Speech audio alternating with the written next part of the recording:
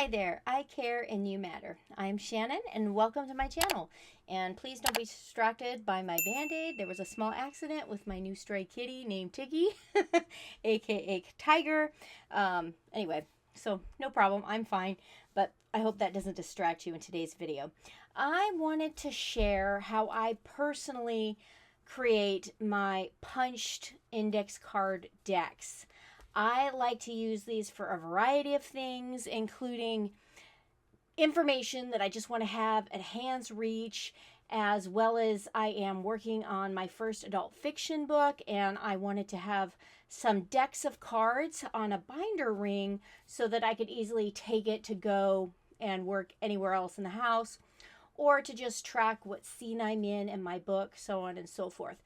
So, first of all, my favorite index cards, and if you've watched any of my videos, you're going to know this already, are the heavyweight ruled index cards from Oxford. And I'll leave a link to everything that I possibly can that I show in this video below. However, you might be thinking, well, why don't you just buy punched index cards? Because I'm picky, because I'm extra, and because I truly like heavyweight cards that are going to last for me. Because again, I use this for reference and to throw in my bag and to flip through. I like to fidget. And these heavyweight index cards are absolutely my favorite. Truth be told, they are a little pricey. About their normal price is $3.29 for 100 cards, and to me that's pricey for index cards. However, if I like to put it in my cart on Amazon and then save it for later, and I can consistently get these for about $2 a pack, which to me is very reasonably priced. So when you get these, they don't come punched. So that is the little problem that I had to solve, and I wanted to share how I solved it very economically, so that hopefully you could do this too if you'd like to. And you could do this with any index cards you want, obviously. Even if you like to color code, you could get colored index cards. So this is what I wanted to end up with, so I needed to punch it first of all. Or punch the cards, I should say. And so what I did is I went to my local thrift store, and there were a bunch of different punches to choose from. And I invite you to do exactly what I did because it proved to be insanely valuable. I took a stack of my own index cards with me to the thrift store. One, so I could try the punch there on the shelf. Two, so I could see if I could punch a few index cards at a time. And three, I wanted to make sure that I could find a punch that had a guide, something that holds the paper or the index cards in this instance in place that wouldn't move a whole bunch on me when I'm doing this. Because truth be told, I just sit on the floor of my room on the carpet with my box of index cards, which I'll show you here in a second because that's another tip, and my punch, and I just go to town while I'm watching a favorite show or listening to music. So I wanted something that was going to be heavy duty, and this thing is heavy duty, which is why I'm currently showing and working on a bath towel on my writing desk. So yeah, take a stack of index cards with you to the thrift store. And I found this one, and I'm going to show you the different things that made me choose this particular punch over the others. This, full transparency, was the most expensive punch that I could find there. And I didn't buy it because it was the most expensive. It just happened to be the most expensive, probably because it's so heavy duty. How expensive? I paid $7.99 was the ticketed price. I had a coupon. I ended up paying $5.99 for this, which, as you probably already know, is an absolute steal. So first things first, I was looking for something heavy duty, which this is. This is all metal, no plastic at all.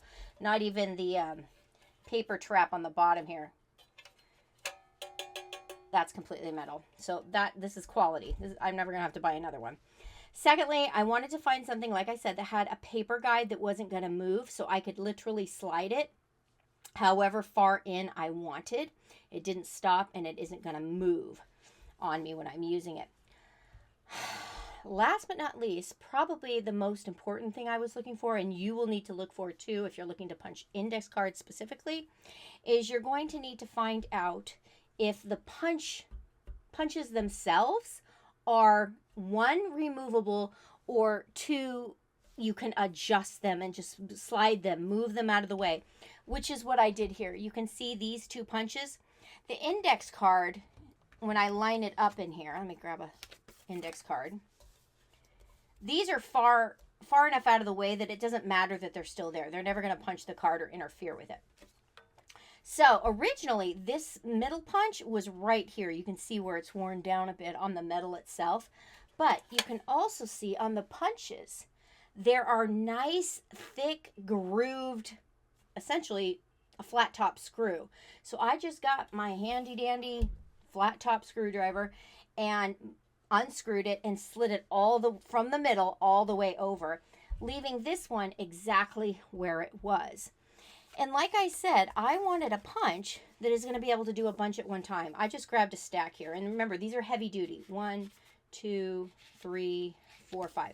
So 5 cards. These are heavy weight. These are heavy duty index cards. They're not your cheapy ones. So I'm going to try 5. And I line it up, pushing it all the way against the back of this punch and all the way against the side, the paper guide. Very easy. And there you have it. And so I made myself a custom index punch for all of $5.99. But first of all, before I get into how I put the decks together, like I said, this is a time investment, but I'm willing to invest the time to get and use exactly what I want. And so later tonight, guess who's going to be sitting on her carpet just punching away at cards? All of these.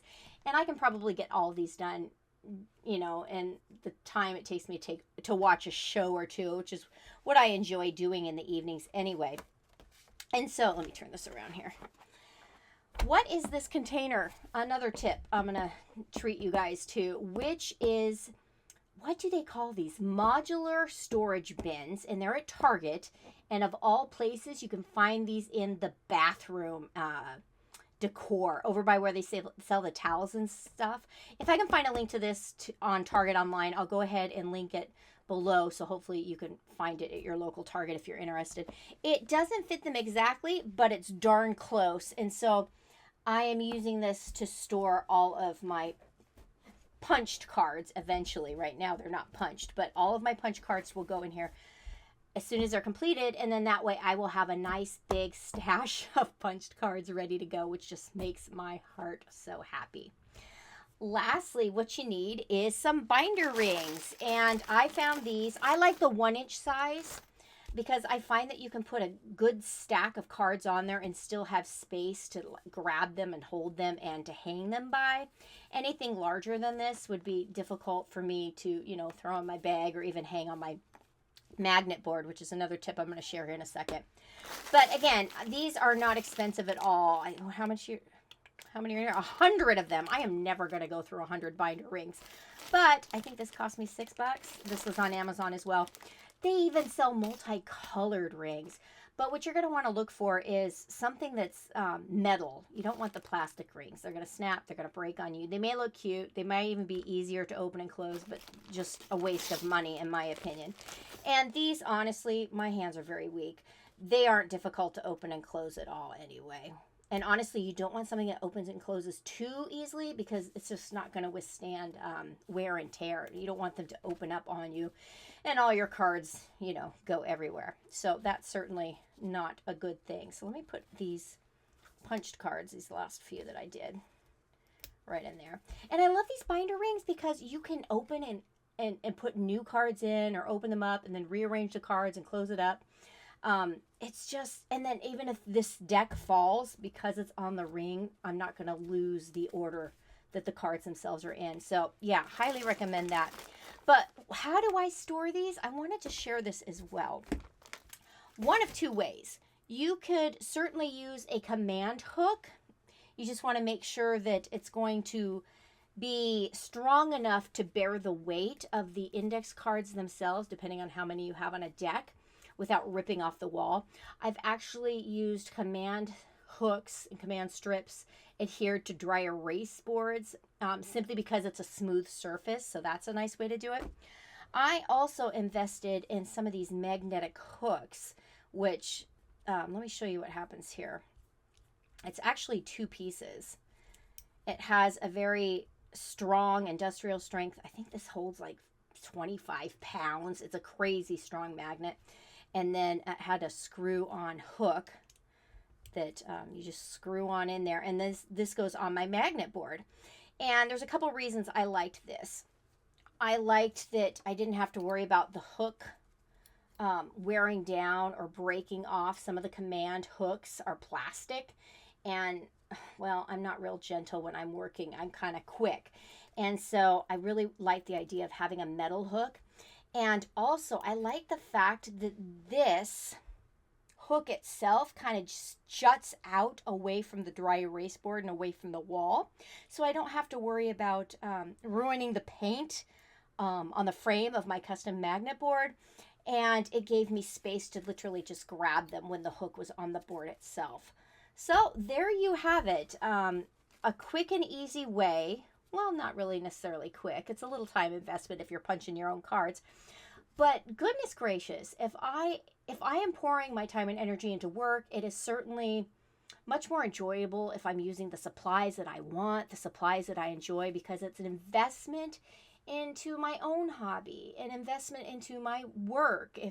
If it's worth working on, then it's certainly worth investing a little bit of time and into the supplies themselves that make my work much more enjoyable. And I hope that this encourages you, if you are an index card fan, as I am, and you want to make some of your own index card decks. Again, whether that be with the Oxford heavyweight cards, not sponsored, that I love so much, or, you know, whatever. Maybe you cut your own index cards out of cardstock or scrapbook paper, but you need to punch them. Go, like I said, grab a couple index cards, go to your local thrift store, look for a punch that you like. Just make sure that it has punches themselves that can be adjusted to the spacing that you like. But if you take the cards with you at the thrift store, you can actually try out the punching mechanism, which you won't be able to do if you go to something like an office supply store, traditional supply store, or even ordering on Amazon. You don't get the same hands-on trial that you do at a thrift store. So not only are you saving money, but you're getting to try everything out before you actually purchase it and commit and take it home. So there you have it. I hope you've enjoyed this video. If you have, please consider giving me a like. And if you're not already a subscriber, I would love to have you on my channel and as part of this community. Thanks so much for watching, and I'll catch you in the next video. Bye-bye.